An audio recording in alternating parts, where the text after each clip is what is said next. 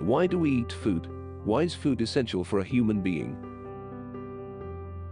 We know that consumption of food is essential for living. Without consuming food, we can only survive for several days. Food is any edible substance consumed to provide nutritional support for an organism.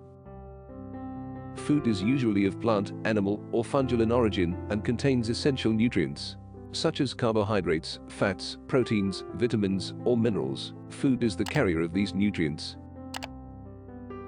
Our body made up of protein, carbohydrates, fat, minerals, and water. The composition of the human body varies depending on ethnicity, sex, age, etc. Most people eat food for hunger, and some people eat to taste new food types. Furthermore, food is a substance that provides nutrients. As mentioned earlier, carbohydrates, protein, fats, vitamins, minerals are considered as nutrients. Nutrients are components of food and provide energy, build and repair the human body, and regulate body processes. Those nutrients divide into two types. They are macronutrients and micronutrients. Macronutrients are needed in large quantities to our body. Those are carbohydrates, fats, proteins.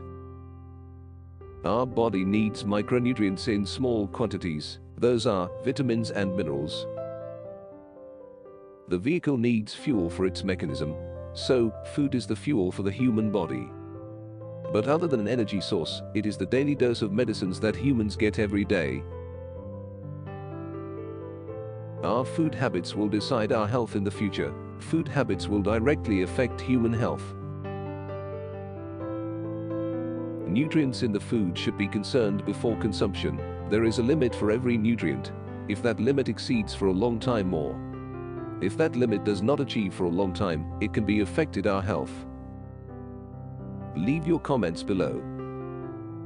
If you like this video, give it a thumbs up and share with your friends. For get more knowledge about foods and human nutrition, subscribe our channel and stay tuned with us.